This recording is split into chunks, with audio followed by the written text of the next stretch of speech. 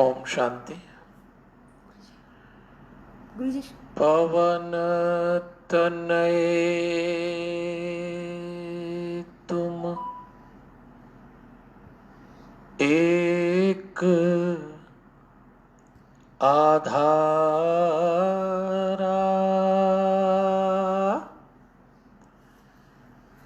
कथा कहूँ मैं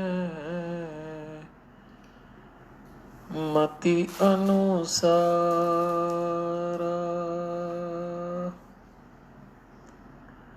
वक्रतुंड महाकाय सूर्यकोटि समप्रभ निर्विघ्नं कुरु मे देव शुभ कार्येषु शुभ सर्वदा। गुरुर्ब्रह्मा गुरुर्विष्णु गुरुर्देव महेश्वर गुरुर्साक्षात् परब्रह्म तस्मै श्री गुरुवे नमः। परमपिता परमेश्वर की बड़ी अनुग्रह भरी दृष्टि है और भगवान की असीम अनुकंपा है कि आज हम सब लोग पुरुषोत्तम मास के दूसरे पखवाड़े में श्रीमद् भागवत महापुराण के कृष्ण जी के चरित्र के बाद महाभारत और गीता के कृष्ण इस विषय पर चर्चा करने के लिए एकत्रित हुए हैं। आप जहां भी विराजे हुए हैं वहां उपस्थित परमात्मा के प्रत्येक स्वरूप को सादर प्रणाम करते हुए देवलोकवासी स्वामी नारायण देव तीर्थ जी, स्वामी सत्यमित्रानंद गिरी जी को वंदन करते हुए जोना पीठाधीश्वर आचार्य महामंडलेश्वर स्वामी अवधेशानंद गिरी जी को नमन करते हुए भक्ति भारती माँ प्रेमा पांडुरंग जी का पावन स्मरण करते हुए श्री रविशंकर महाराज रावतपुरा सरकार को नमन, परमधाम पधारे हुए पूज्य पिताजी वल्लभदास जी को वंदन और आप सबके भीतर बैठे हुए दिव्यात्मा को सादर प्रणाम करते हुए देवियों सज्जनों, आर्य संस्कृति का महान ग्रंथ जिसमें भगवान कृष्ण की बड़ी प्रभावशाली प्रस्तुति हुई है, संसार उसको महाभारत के नाम से जानता है। 1,00,000 श्लोक हैं उसमें और इस ग्रंथ के लिए व्यास जी का यह दावा है कि जो कुछ भी संसार में है वो सब महाभारत में है और यदि महाभारत में नहीं है तो संसार में नहीं है। लेकिन आज भी हमारे देश में ऐसी लोक परंपरा है कि महाभारत के ग्रंथ को घर में नहीं रखते। महाभारत घर में करते हैं, रखते नहीं हैं। रामायण जैसा ग्रंथ रखते हैं पर उसके जैसा आचरण नहीं करते। आपको ये कथा ज्ञात होगी कि व्यास जी ने जब महाभारत का दृश्य देखा तो समकालीन थे, उस साहित्य को अपने मस्तक में रखा तो सवाल ये उठा कि इसको लिखेगा कौन। तो गणेश जी से निवेदन किया तो इस महाभारत ग्रंथ के लेखक गणेश जी हैं। और आज भी ये चर्चा की जाए कि महाभारत घर में नहीं रखना चाहिए, जबकि इसी ग्रंथ में गीता का जन्म हुआ। गीता के जो लगभग 700 श्लोक हैं वो महाभारत का हिस्सा है। तो मैं लंबे समय से विचार करता था और जब मैं गीता पे प्रवचन करता हूं तो मैंने देखा है कि धीरे धीरे गीता के श्रोता कम होते जा रहे हैं। नई पीढ़ी तो बिल्कुल अलग ढंग से जरूर गीता सुनना चाहती है, लेकिन वैसे किसी से कहो कि गीता की कथा करा लो तो लोग नहीं करा पाते और उसका व्यवहारिक कारण है। उस ग्रंथ की कथा होती है जिसमें दृश्य हो, दृष्टांत हो। तो राम कथा होती है, शिव पुराण, देवी भागवत, भागवत पुराण, क्योंकि इनमें दृश्य है, दृष्टांत है। गीता में सीधा सीधा सिद्धांत है। अगर गीता का कोई दृश्य तो एक ये है कि बस अर्जुन ने दोनों सेनाओं के बीच में मेरा रथ ले चलो, और उसके बाद अपना विषाद प्रकट किया और बैठ गया, ये एक दृश्य है।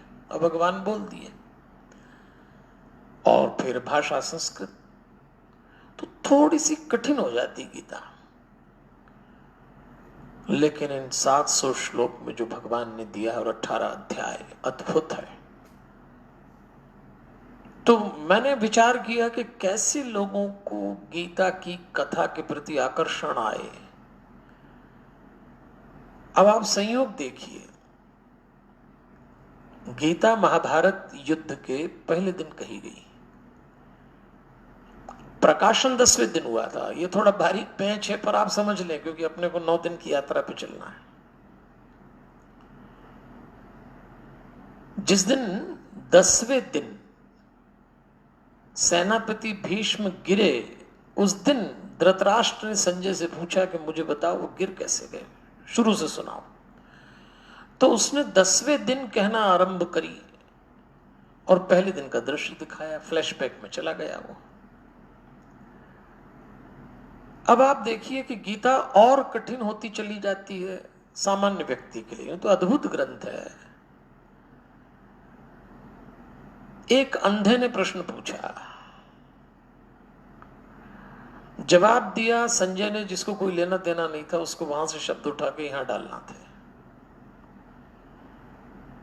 कृष्ण जितना जानते थे उतना बोल नहीं पाए, क्योंकि संक्षेप में बोलना था, युद्ध का अवसर था। अर्जुन विवेकशील तो है, तो जितना अर्जुन ने सुना उतना उसने संपादन कर दिया। उसके संपादित अंश इसने उठा लिए संजय ने, और संजय ने दिया सुना के धृतराष्ट्र को, जो भीतर से भी अंधा था और बाहर से भी अंधा। तो गीता के शब्द भगवान कृष्ण ने जो मूल रूप से प्रस्तुत किए, झरते गए, और हम लोगों के पास जो आए। तो गीता पढ़ने वाले कभी कभी कहते हैं थोड़ी कठिन हो जाती, समझ नहीं आती, प्रस्तुति ऐसी है। और मैंने विचार किया कि 18 अध्याय है गीता में, और संयोग से युद्ध भी 18 दिन हुआ।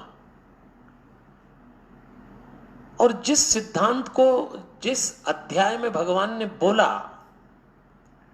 अगर आप बारीकी से देखें तो उससे जुड़ी घटनाएं उस दिन घट गई। और महाभारत का जो युद्ध है वो केवल कौरव और पांडव का युद्ध नहीं है। कौरवों को दुर्गुण मानिए, पांडवों को सद्गुण मानिए, और ये कुरुक्षेत्र हमारे भीतर है, और हम एक रोज महाभारत लड़ते हैं। कभी दुर्गुण जीत जाते हैं, कभी सद्गुण। तो गीता के सिद्धांत यहां काम आएंगे। अब सब कुछ बहुत विशाल है। मेरे पास 9 ही दिन है, 9 दिन में 18 अध्याय गीता के, 18 दिन के युद्ध को कवर भी करना है। तो तय यह हुआ कि एक दिन में 2 अध्याय गीता के और 2 दिन युद्ध के लेंगे। तो बहुत विस्तार से तो नहीं जा पाएंगे, लेकिन उस दिन जो मुख्य बात होगी, जो हमारे काम की होगी, वो युद्ध में से ले लेंगे और ये पुस्तक में से ले लेंगे, गीता में से। तो काम काम की बात ले चलेंगे, लंबी बात फिर कभी करेंगे। और ये 9 दिन उपयोग कर लेंगे पुरुषोत्तम मास में। एकदम नई दृष्टि से चलिएगा आप मेरे साथ। तो मैं आपको सिद्धांत भी सुनाऊंगा, मैं आपको दृष्टांत भी दिखाऊंगा सुनाते हुए, और हम उसमें से अपने काम की बात ले लेंगे। 18 पर्व हैं महाभारत में। पर्व नाम दिया जिसको हम चैप्टर कह लें। आदि पर्व, सभा पर्व, वन पर्व, विराट पर्व, उद्योग पर्व, भीष्म पर्व, द्रोण पर्व, कर्ण पर्व, शल्य पर्व, सौप्तिक पर्व, स्त्री पर्व, शांति पर्व, अनुशासन पर्व, आश्वमेधिक पर्व, आश्रम पर्व, मौसल पर्व, महाप्रस्थानिक पर्व और स्वर्गारोहण पर्व। इस प्रकार ये 18 पर्व हैं। और इन 18 पर्व की जो कथा है उसमें जो भीष्म पर्व आता है, यानी छठवां पर्व भीष्म पर्व, उसके अंदर आप पाएंगे कि 25वें अध्याय से 44वें अध्याय तक गीता कही गई है और 44वें से युद्ध आरंभ हो गया और जो आगे तक शल्य पर्व तक चलने वाला है, यानी 9वें पर्व तक। छठवें तो भीष्म, द्रोण, कर्ण और शल्य, इसमें 18 दिन के युद्ध का वर्णन है। तो मैंने प्रयास किया है कि आपकी जो विचारधारा होगी, आपकी जो सुनने की एकाग्रता होगी, जो रुचि होगी और जो विषय आपके जीवन से जुड़ सकता है, उसको हम सिद्धांत और दृष्टांत से एक साथ चलाएंगे। बहुत दिनों से प्रयास है। जब मैं नाइजीरिया गया था पिछले सालों, तो हमारे वहां मनोहर काबरा जी ने और हमने निर्णय लिया और उनकी बड़ी रुचि थी, पर देखो अब योग बना, पर संक्षेप में बनेगा। तो आइए धीरे धीरे आगे चलते हैं। तो अभी लेते हैं गीता का पहला अध्याय, 47 श्लोक है। जब आप गीता पढ़ेंगे तो आप पाएंगे कि 27वें तक तो संजय ने दृश्य बताया है कि ऐसा हुआ, दोनों सेनाएं ऐसे खड़ी थी। और पहला ही सवाल अंधे ने पूछा। गीता शुरुआत ही एक अंधे के प्रश्न से हुई है, धर्म क्षेत्रे कुरुक्षेत्रे समवेता युत्सव मामकः पांडवाश्च किम अकुर्वत संजय। धर्म क्षेत्र कुरुक्षेत्र में दोनों तरफ के इकट्ठे हुए राजाओं में पांडवों ने, मेरे पुत्र कौरवों ने क्या किया, मुझे बताओ। उसके पहले सवाल में ही सवाल खड़ा हो गया। धर्म क्षेत्र कुरुक्षेत्र, जिस कुरुक्षेत्र में इतना बड़ा युद्ध हो रहा हो, वो फिर धर्म क्षेत्र कैसे बचा? पर चलो भगवान इसका उत्तर आगे देंगे। संजय, उसको दिव्य दृष्टि दी गई थी व्यास जी द्वारा,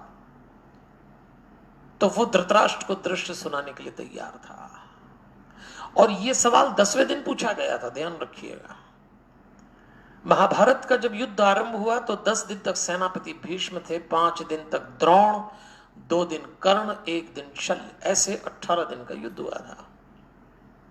कौरवों की ओर से 4 सेनापति, पांडवों की ओर से 1 था, धृष्टद्युम्न, द्रौपदी का भाई। इनसे बहुत सारी बातें तो आप जानते हैं, मैं तो सिर्फ आपके जीवन से जो जुड़ जाए वो कहूंगा। गीता के पहले अध्याय में 27वें श्लोक तक दृश्य चला, 47 में से संजय ने बताया, और 28 से 46 तक अर्जुन बोले, और 47 में उन्होंने कमाल किया। अच्छा, अर्जुन भी इतना धारा प्रवाह बोले भगवान को, क्योंकि उन्होंने कहा कि आप मेरा रथ दोनों सेनाओं के बीच में ले चलें। मैं देखना चाहता हूं कि जिनका वध मुझे करना है, जिनसे युद्ध करना है, वो मेरे अपने हैं, कौन है, देख तो लूं। और जैसे ही उसने पितामह को देखा, द्रोणाचार्य को देखा, अश्वत्थामा, कर्ण, कृपाचार्य, इन सबको देखता रहा। और उसके बाद उसने 28 से बोलना आरंभ किया। विषाद योग कहते हैं इसको। और इतना धारा प्रवाह बोला, भगवान को तो बोलने का अवसर, भगवान तो बोले ही नहीं। अगर आप ये श्लोक सुने जो अर्जुन ने बोले थे, तो ऐसा लगता है कि अर्जुन से बड़ा कोई विद्वान नहीं और भगवान से बड़ा कोई नादान नहीं। अगर ऐसा होगा तो कैसा होगा, ये मेरे अपने हैं, इनको मारूंगा तो हिंसा होगा, ये धर्म नहीं है, और इतना बोला है। भगवान सुनते रहे, कुछ नहीं बोले भगवान। लेकिन उसके बाद उसने जो किया, आप कह सकते हैं कि ये जो दृश्य था, जो घटा, वो दुनिया का नेगेटिविटी का, डिप्रेशन का सबसे बड़ा सीन था। बाकी तो उसने भगवान से बोल दिया, मेरा मुंह सूख रहा है, मेरी त्वचा जल रही, खड़ा नहीं हो सकता। इतना बोलते बोलते जब उसने अंतिम बात बोली, भ्रमति इव च मे मनः, मैं बोल नहीं सकता, मैं भ्रम में आ गया हूं, मेरा मन भ्रम में पड़ गया, युद्ध करूं कि नहीं करूं। ये बात तो भगवान को ठीक नहीं लगती थी। इसीलिए इस पहले अध्याय का नाम है अर्जुन विषाद योग। विषाद यानी डिप्रेशन, मोहग्रस्त। और मोहग्रस्त होने से जो निष्क्रियता आई, उसमें अर्जुन ने जो किया, अंतिम श्लोक का दृश्य है, सशरम चापम विसृज्य रथोपस्ते उपाविशत।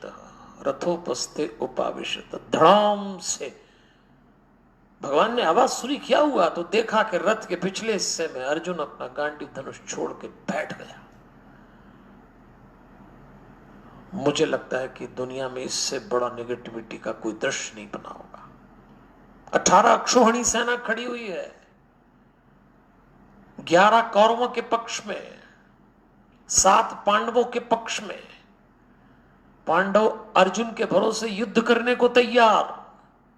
थोड़ी देर पहले अर्जुन अपने बड़े भाई युधिष्ठिर को समझा रहा था, युद्ध हम जीतेंगे भैया। शिविर में दोनों में बहस हो चुकी थी। सबसे बड़े पांडव युधिष्ठिर ने कहा था, हम नहीं जीत पाएंगे, क्योंकि उस और भीष्म है, द्रोण है, कर्ण है, अश्वत्थामा है, कृपाचार्य है, दुर्योधन है। हमारे पास क्या है? उनके पास सेना भी 18 अक्षौहिणी, हमारे पास 11 है। 7 अक्षौहिणी सेना, 11 अक्षौहिणी सेना 18 में से, 11 कौरवों के पास, 7 पांडवों के पास, कैसे जीतेंगे? तब अर्जुन ने कहा था, भैया आप राजा हैं हमारे, आप ऐसी बात न करें, हम जीतेंगे। तो धृतराष्ट्र ने संजय से पूछा था, हो क्या रहा है? तो उसी के बैकग्राउंड में ये चल रहा था। युधिष्ठिर ने कहा, हम नहीं जीत पाएंगे। तब अर्जुन ने कहा, भैया हम जीतेंगे। क्यों? अर्जुन ने इतना सुंदर उत्तर दिया, भले उनके पास भीष्म हो, द्रोण हो, कृपाचार्य हो, अश्वत्थामा हो, कर्ण हो, दुर्योधन हो, लेकिन हम जीतेंगे, क्योंकि हमारे पास कृष्ण है, धर्म है, सत्य है। वो अर्जुन थोड़ी देर बाद गांडी छोड़ के रथ के पीछे बैठ गया। ये है मोह। भगवान को आश्चर्य हुआ, ये क्या किया? मोह भ्रम से जो निष्क्रियता पैदा हुई, यहां आके पहला अध्याय समाप्त हो गया। तो पहले अध्याय में एक बात साबित हुई कि मनुष्य मोहग्रस्त हो जाए तो बड़ी मुश्किल हो जाती। विषाद की भाषा बोलता है अच्छे से अच्छा समझदार आदमी, लेकिन परमात्मा सबको अवसर देता है, तो भगवान सुनते रहे। आइए अब हम चलते हैं युद्ध के पहले दिन। अर्जुन को गीता सुना चुके भगवान, पहले दिन का युद्ध आरंभ हो रहा है। युधिष्ठिर पांडवों की तरफ से जो राजा थे, जब दोनों सेनाएं तैयार हुई तो युधिष्ठिर अपना रथ छोड़ के पैदल चले, तो सब लोग देखने लगे कि ये क्या है। अर्जुन और भीष्म, हरिओम, अर्जुन और भीम अपने भैया को देख के वो भी पीछे, सब लोग बात करने लगे, ये कहां आ रहा है। कौरव सेना में खुसर पुसर शुरू हुई। लो, युद्ध होने से पहले ही डर गया युधिष्ठिर, और हो सकता है ये माफी मांगने आ जाए, हो सकता है ये समर्पण कर दे, और सारी बातचीत आपस में हो रही है ऐसा डरपोक, पता नहीं क्या है। अर्जुन और भीम ने कहा कृष्ण जी से, ये कहां जा रहे हैं? पर कृष्ण तो जानते थे। उन्होंने कहा ठहरो, बेचैन मत हो। अर्जुन को लगा भैया हैं, कोई भी निर्णय ले सकते हैं। भगवान ने कहा ठहरो, जितना मैं युधिष्ठिर को जानता हूं, ये जाके गुरुजनों की आज्ञा लेंगे, भले ही ये भी डरपोक दिख रहे हैं। युधिष्ठिर सबसे पहले भीष्म के पास पहुंच के प्रणाम करते हैं और कहते हैं, पितामह युद्ध तो होगा, मैं आपको प्रणाम करके आज्ञा लेने आया हूं, आपकी आज्ञा हो तो हम युद्ध आरंभ करें। भीष्म ने कहा, युधिष्ठिर मैं आशीर्वाद, और मेरा मन भी है कि विजयी तुम हो, पांडवों की जीत हो, ऐसा मेरा मन है। मैं तुम्हारी ओर से युद्ध करूं ये बात छोड़कर तुम मुझसे जो मांगोगे मैं तुम्हें दूंगा। तो युधिष्ठिर ने कहा, महाराज आपके पास जब तक शस्त्र हैं इस संसार में आपको कोई पराजित नहीं कर सकता, ये सर्वमान्य सत्य है। मैं आपसे जानना चाहता हूं आपकी मृत्यु कैसे होगी। युधिष्ठिर ने जब यह प्रश्न पूछा, कृष्ण तो जानते थे कि यही सवाल पूछे जाएंगे, तो भीष्म ने कहा, अभी ये नहीं बताऊंगा, लेकिन समय आने पर मेरी मृत्यु का उपाय युधिष्ठिर मैं तुम्हें बता दूंगा। मेरा आशीर्वाद दे जाओ बेटा। चल दिए। फिर कह दिया उनने कि कथम जये, फिर आना, फिर कहूंगा मैं तुमसे। गुरुदेव द्रोण के पास गए, प्रणाम किया। गुरुदेव ने भी यही कहा, विजय तुम्हारी होगी, तुम्हारी ओर से युद्ध करूं ये छोड़ के कुछ भी मांग लो। उसने फिर कहा, आपकी मृत्यु कैसे होगी, कोई उपाय? द्रोण ने कहा, वो भी बता दूंगा, लेकिन इतना तय है कि जब तक मेरे हाथ में शस्त्र है नहीं मारा जाऊंगा। हाँ, मेरे को शस्त्र गिरा ले, संकेत दिए जा रहे थे। ने कहा, फिर विजय का आशीर्वाद दीजिए। गुरुदेव, गुरु की कृपा हो जाए तो सफलता सुनिश्चित है। तब द्रोण ने एक और बढ़िया बात बोली, धर्मस्ततः कृष्णो यत कृष्णस्ततो जय। युधिष्ठिर, जहां धर्म है वहां कृष्ण है, और जहां कृष्ण है वहां विजय है। जाओ मेरे बच्चे जाओ। कृपाचार्य, शल्य, इन सब को देखा, मिले और आ गए। युद्ध के पहले दिन पहला आक्रमण पांडवों ने किया था। भीम ने तो ऐसी गर्जना की थी, हाथी घोड़ों के मलमूत्र बह निकले थे। भीम की गर्जना थी, और भिड़ गए, न कोई पिता, न कोई पुत्र, न कोई मामा, न भांजा, न रिश्ता। पहले दिन पांडवों की ओर से कई वीर मरे। उत्तर मर गया, विराट का बेटा श्वेत मर गए। इस युद्ध में इतना भयानक दृश्य देख के जो कथा सुन रहे थे संजय के मुंह से, धृतराष्ट्र वो कहने लगे, संजय, ये मेरा मोह था कि मुझे दुर्योधन को रोकना नहीं आया, ये ठीक नहीं हो रहा है। संजय ने कहा, अब मत रोइए, आप ही सब दृश्य के दोषी हैं। इतना भीषण युद्ध हुआ, और जब संध्या होने को आई तो भीम ने ऐसा, हरिओम, भीष्म ने ऐसा पराक्रम दिखाया कि पहले दिन सूर्यास्त में पांडव सेना हार गई, पराजय का मुंह देखना पड़ा। लौट के आए, और जब शिविर में आए तो युधिष्ठिर इतने दुखी हुए और कहते हैं, अब ये युद्ध नहीं लड़ा जाता, कैसे होगा? मुझे तो लगता है मैं राजकाट छोड़कर जंगल में चला जाऊं। भगवान ने कहा, अभी थोड़ी देर पहले आरंभ में बड़े छोटे भाई को समझाया, अब ये बैठ गए। लेकिन मैंने आपसे कहा ना, पहला अध्याय विषाद योग का है, तो पहले अर्जुन का विषाद आया और अब युधिष्ठिर का आया। भगवान ने पहले अध्याय में जो दृश्य देखा था, बोले तो थे नहीं, भगवान ने कहा ठीक है चलने देते हैं, पर यही दृश्य घटा। युधिष्ठिर कहते हैं, कब तक अर्जुन और भीम लड़ेंगे, कब तक? और तब भगवान ने कहा था, धैर्य रखो, युद्ध कोई एक क्षण की घटना नहीं है, ये सतत उपक्रम है। इसमें योजना, दूरदर्शिता, और सबसे बड़ी बात, किसका युद्ध किससे होगा ये निर्णय करना। तुम राजा हो, तुम क्षत्रिय हो। युद्ध के दो ही परिणाम होते हैं, जीवन या मृत्यु, जय या पराजय। क्षत्रिय इससे कैसे भयभीत हो सकता है? महाभारत में जब कृष्ण बोल रहे थे तो उनको गोविंद कहा गया है। गोविंद मतलब जिसका इंद्रियों पे नियंत्रण, गो मतलब इंद्रियां, विंद मतलब नियंत्रण वाला।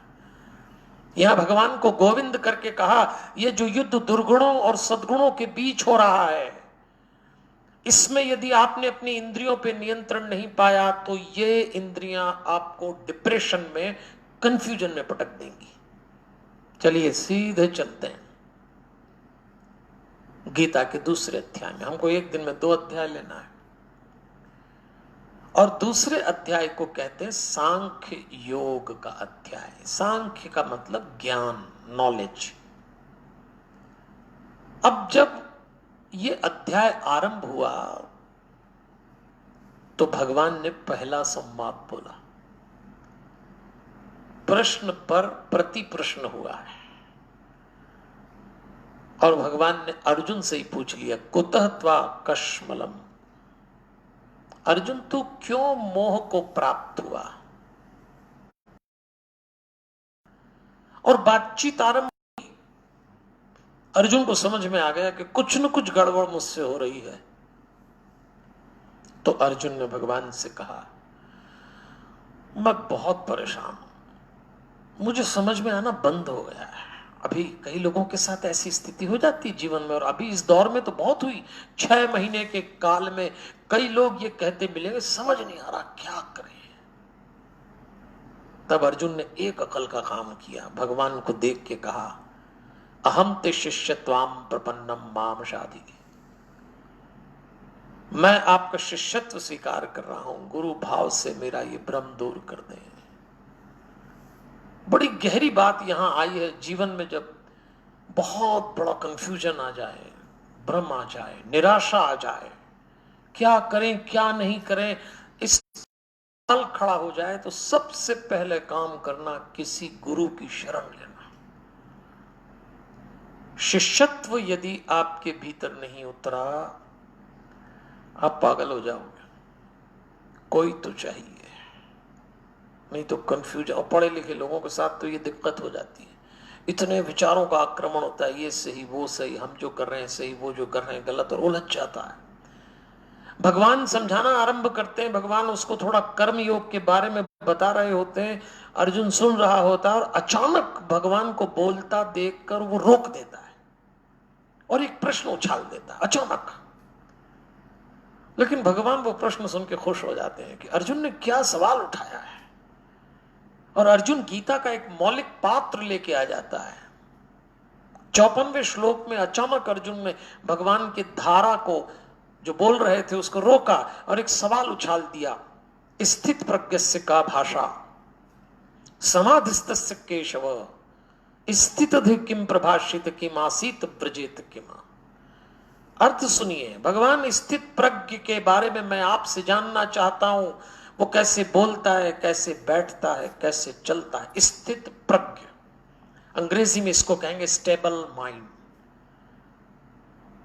बुद्धि जब परिष्कृत हो जाए तो प्रज्ञा कहलाती है, और जिसकी प्रज्ञा स्थित हो वो स्थित प्रज्ञ। बड़ा मौलिक पात्र है, अद्भुत कैरेक्टर। भगवान ने सुना तो भगवान को आनंद आ गया। आगे 18 श्लोक में भगवान ने स्थित प्रज्ञ के लक्षण बता दिए। मेरा तो अनुरोध है, कभी पढ़िएगा। एक आइडियल, एक रोल मॉडल क्या हो सकता है जीवन के।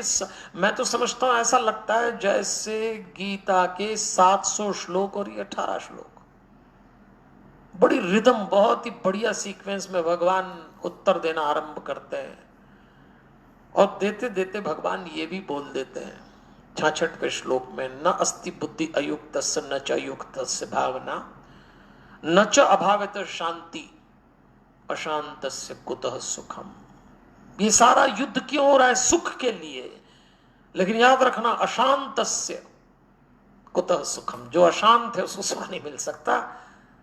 शांत होने की कोशिश करो। यहां भगवान एक संदेश दे रहे हैं, जिंदगी में कोई स्ट्रगल करो, कोई फाइट करो, कोई भी काम करो, शांति जरूर प्राप्त होना चाहिए, अशांत होके मत करो। अब गीता बहुत अच्छे से हमको एक बात समझा रही है, अशांतस्य कुतः सुखम। और भगवान यहां आके स्वधर्म पे दूसरे अध्याय को समाप्त करके अर्जुन से कहते हैं, अर्जुन अपने स्वधर्म में रहो। स्वधर्म में मतलब इस समय क्षत्रिय हो तो युद्ध करो, यही तुम्हारा धर्म है। ये सब बेकार की बातें बंद करो कि ये होगा वो होगा। स्वधर्म, भगवान बहुत सुंदर शब्द हमको दे रहे हैं। हमारा जो भी धर्म जब हो, ये वाला हिंदू मुस्लिम सिख ईसाई वाले धर्म नहीं, स्वधर्म। जब आप पिता हो तो पूरी तरह पिता रहें, माँ हो तो माँ रहें, पुत्र हो तो पुत्र रहें, मित्र हो तो मित्र रहें, शत्रु हो तो शत्रु रहें। यही स्वधर्म है। भगवान अर्जुन को समझाते हैं। दूसरा अध्याय समाप्त, और चलिए दूसरे दिन के युद्ध में चलते हैं। कल भीष्म में के पराक्रम से पहली रात जब कटी तो इतना परेशान, और सुबह तक युधिष्ठिर परेशान। फिर भगवान ने समझाया। भीम और अर्जुन उतर गए मैदान में। इतना भयंकर युद्ध हुआ, सामने पड़े भीष्म, इधर अर्जुन। फिर धृष्टद्युम्न और द्रोण आमने सामने हुए। धृष्टद्युम्न पांडवों की सेना के सेनापति थे, द्रौपदी के भाई थे। द्रौपदी के दो भाई इसमें लड़े हैं, एक धृष्टद्युम्न, दूसरा शिखंडी। ये भी द्रौपदी के भाई थे। धृष्टद्युम्न को द्रोण को मारना ही था, क्योंकि इसके पिता द्रुपद से द्रोण का झगड़ा था। ये सब कथा बीच बीच में आती जाएगी। युद्ध इतना हो रहा था कि देख के कि इस बार पांडव, इस बार अर्जुन छाया। भीम जहां जाता कौरव सेना कांपती। तो दुर्योधन भीष्म के पास जाके बोलते हैं, पितामह, मुझे संदेह है कि आप मेरी ओर से लड़ रहे हैं। अर्जुन जहां चाहता है वहां चला जाता है। मुझे तो लगता है आप हैं हमारी तरफ, लड़ उनकी तरफ से रहे। ताना मार दिया। भीष्म सुनते रहते हैं और कहते हैं, देखो दुर्योधन, हूं, मैं जानता हूं कि पांडव को पराजित नहीं किया जा सकता। मैं ये भी जानता हूं कि अर्जुन अजेय है, लेकिन युद्ध ईमानदारी से लड़ूंगा और तुम्हारी तरफ से लड़ूंगा। तुम भूल कर चुके हो इनसे युद्ध करने की, मुझे क्यों ताने मारते हो? और उस बूढ़े ने फिर तैयारी की। सामने फिर अर्जुन, एक तरफ प्रतिज्ञा पुरुष और दूसरी तरफ एक शरणागत भक्त अर्जुन। भगवान की शरण में था वो, तो भगवान सारथी बन के खड़े। भीष्म और सात्यकी एक बार आमने सामने। इस युद्ध में इस योद्धा के सामने ये आ जाता, कभी उसके सामने, फिर वो पराजित हो तो वो उसको बचाने आ जाता। यही सब पूरे समय चलता रहा। लेकिन इस दिन अर्जुन ने ऐसा पराक्रम दिखाया, क्योंकि भगवान ने दूसरे अध्याय में जिस पात्र की व्याख्या की, वो पात्र इसी ने उठाया था। स्थित प्रज्ञस्य का भाषा समाधिस्तस्य केशव। जब भगवान स्थित प्रज्ञ की व्याख्या कर रहे थे तो भगवान की दृष्टि अर्जुन के रथ के ऊपर जो ध्वजा थी उस पर गई। वहां हनुमान जी दिखे तो हनुमान जी को देख के उन्होंने धारा प्रवाह 18 श्लोक बोल के कहा, ऐसा होता है स्थित प्रज्ञ। अर्जुन, यदि जानना चाहते हो स्थित प्रज्ञ क्या है, तो हनुमान जी में वो सारे लक्षण हैं। और आज अर्जुन के भीतर स्थित प्रज्ञ उतर आया था। कैसे बोलता है, कैसे बैठता है, कैसे चलता है, वो पराक्रम दिखाया अर्जुन ने कि भीष्म और द्रोण दोनों एक दूसरे को देख के मुस्कुराए और उन्होंने प्रशंसा की, ये हमारा शिष्य है। हमें मालूम था कि अर्जुन जहां जहां जाएगा विजय सुनिश्चित होती जाएगी। कृष्ण भगवान का एक ही काम था। भीष्म और द्रोण कहने लगे, इसके रथ पे जो सारथी बैठा है, ये रथ नहीं चला रहा, ये युद्ध चला रहा है। पांडवों की विजय इस बात पे होगी कि किसको किससे कब लड़ना, ये निर्णय पांडवों ने कृष्ण के हाथ छोड़ रखा है। बस यही शैली, यही निर्णय, यही नीति और यही योजना पांडवों को विजयी बनाएगी। भीष्म और द्रोण एक दूसरे को देख के कहते हैं, दुर्योधन मूर्ख है। और भगवान चाहते थे जहां जहां बुराई एकत्रित हो जाए, बस वहां वहां प्रहार करते चलो, वहां वहां प्रहार करते चलो। जब देखा तो उन्होंने कहा, द्रोण ने और भीष्म ने, एष पांडु सुतो वीर कृष्णेन सहितो बलि। कृष्ण सहित अर्जुन कौरवों के साथ वही कर रहा है इस समय जो करना चाहिए। ये स्वधर्म है। देखो भगवान ने अर्जुन को ऐसा स्वधर्म में उतारा, और आज दूसरे दिन का अध्याय हमसे भी ये कह रहा है, स्वधर्म न छोड़ना। आप इस समय स्वधर्म में होंगे। आपका धर्म यदि पिता होना है तो आज आपके परिवार के आप पालक हैं, इस विपरीत परिस्थिति में टूट मत जाना। आपकी जरा सी लापरवाही, आपकी जरा सी नादानी, आपका जरा सा टूट जाना पूरे परिवार की कीमत चुकाएगा। आप पुत्र हैं तो उसका पालन करिए, पति हैं उसका पत्नी, और सबसे बड़ी बात आप मनुष्य हैं। इस समय एक बहुत बड़ा आक्रमण मनुष्य के ऊपर हुआ है। आपका स्वधर्म ये कहता है, ये जो देह मिली है, ये जो इसमें आत्मा मिली है, ये मूर्खता से समाप्त न हो जाए। सावधान रहिए। कौरव और कोरोना लगभग एक जैसे हैं, सावधान रहिए। तो दूसरे अध्याय में जो दृश्य, जो सिद्धांत था दूसरे अध्याय में, दूसरे दिन वो दृश्य बन गया स्थित प्रज्ञ और स्वधर्म का। और भगवान के आदेश से दूसरे दिन अर्जुन के पराक्रम से कौरव कांप गए। क्या होता है रात को विचार करते हैं। तीसरे अध्याय का सिद्धांत लेंगे कल, तीसरे दिन का युद्ध, चौथे दिन चौथा सिद्धांत। इस तरह से अब हम आगे बढ़ते चलेंगे। तो मैं आपको गीता और महाभारत में एक साथ ले चलूंगा 9 दिन। मित्रों, पूरी महाभारत सुनना तो कठिन है, और ये योग की बात है। अगर लॉकडाउन नहीं होता, ये महामारी नहीं होती, तो मैं जयपुर में 2 तारीख से 7 अक्टूबर तक महाभारत की कथा कर रहा था हमारे ओपी मोदी जी के घर पे। हमारे जयपुर के ओपी मोदी जी हैं, ओके प्लस वाले, बहुत अच्छा आयोजन करते तो थी, पर कोई बात नहीं, अभी स्वरूप में लेंगे। हमारी तैयारी तो पूरी महाभारत सुनाने की थी। लेकिन यहां भगवान ने जब निर्णय लिया कि मैं युद्ध में भाग नहीं लूंगा, एक तरफ मेरी चतुरंगिनी सेना है, एक तरफ मैं निहत्ता। दुर्योधन ने कहा क्या करूंगा इस निहत्ते का, बस सेना ले ली। आइए इस एक घटना के साथ अपन आज की बात का समापन करेंगे। शकुनी ने दुर्योधन को कह के भेजा था कि जाओ कृष्ण से मांग लाओ। शकुनी और दुर्योधन दोनों ने यह समीकरण लगाया कि जब भी युद्ध होगा, युद्ध किस पर टिकेगा। तो उन्होंने कहा कि देखो, अर्जुन का स्वभाव हम लोग बचपन से जानते हैं, है पराक्रमी, लेकिन पलायन उसके स्वभाव में है, तो वो भाग सकता है। युधिष्ठिर तो वैसे ही दीनहीन जैसा है, उसको कहीं भी घुमाया जा सकता है। हाँ, एक भीम है, उसके पराक्रम से सामना होगा। तो मामा और भांजे ने विचार किया कि युद्ध होगा तो भीम पे टिकेगा, और पहुंच गए और सेना ले ली। भगवान ने कहा नेता हूं, तो दुर्योधन ने कहा क्या करूंगा लेके, सेना दे दो। भगवान ने अर्जुन से पूछा तुम, पहले अर्जुन से ही कहा गया था कि तुम मांग लो। अर्जुन ने कहा देखिए मुझे तो आप चाहिए। कृष्ण ने कहा जानते हो मैं शस्त्र नहीं उठाऊंगा। अर्जुन ने कहा कोई फर्क नहीं पड़ता कि आपके हाथ में शस्त्र है या नहीं है, हमारी तो मांग ही आप है, प्रथम और अंतिम। दुर्योधन हंसा, लेकिन कृष्ण ने कहा दुर्योधन मैं निहत्ता रहूंगा, युद्ध में भाग नहीं लूंगा, पर भाई अर्जुन का सारथी बन जाऊं इसमें तो कोई दिक्कत नहीं है। दुर्योधन ने मनी मन सोचा ये अच्छा रहा, अपने आप को बड़ा पूजित मानता है, इससे घोड़े चलवाऊंगा।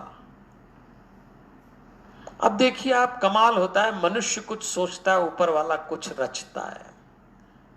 शकुनी और दुर्योधन ने सोचा कि युद्ध यदि हुआ तो युद्ध टुकेगा भीम पे, हम जीत जाएंगे, सेना ले ली। लेकिन क्या लीला होती ऊपर वाले की भी देखिए आपके, युद्ध न तो अर्जुन पे टिका न भीम पे टिका, अर्जुन टिका कृष्ण, युद्ध जाके टिका कृष्ण पे। कोई ने सोचा भी नहीं था, सब तो यही सोच रहे थे तो सारथी है। और दुर्योधन ने जरूर आके शकुनी से कहा था कि मैं सेना ले आया। शकुनी ने पूछा था वो तो ठीक है, उस कृष्ण का क्या, बोले उसको तो सारथी बना के आ गया। तब शकुनी ने कहा था क्या हुआ, दुर्योधन ने बड़े गर्व से कहा, उसने पूछा था तो मैंने कह दिया सारथी बन जा। और तब शकुनी ने कहा, अरे दुर्योधन तूने ये क्या किया, उसको मैदान से बाहर रखना आवश्यक था। तुझे लगता है वो सारथी बन गया, पर तूने अर्जुन के रथ की रास नहीं कृष्ण के हाथ सौंपी, तूने युद्ध की रास उसके हाथ सौंप दी। शकुनी जान गया था कुछ गड़बड़ हो जाएगी। हम लोग किसी और स्थिति पे टिकते हैं, परमात्मा कोई और ही लीला रच देता है। इन दिनों तो ये दृश्य बहुत देखे गए। तो चलिए, कल जब 8 बजे मिलेंगे तो हम प्रवेश करेंगे तीसरे अध्याय, तीसरा दिन युद्ध का, चौथा अध्याय, चौथा दिन युद्ध का। युद्ध चल रहा है, सेनापति भीष्म है, पांडवों की ओर से धृष्टद्युम्न है, और इस सब का चिंतन अपने जीवन से जोड़ के कल 8 बजे फिर मिलते हैं। हमारे हनुमान, जय श्री कृष्ण।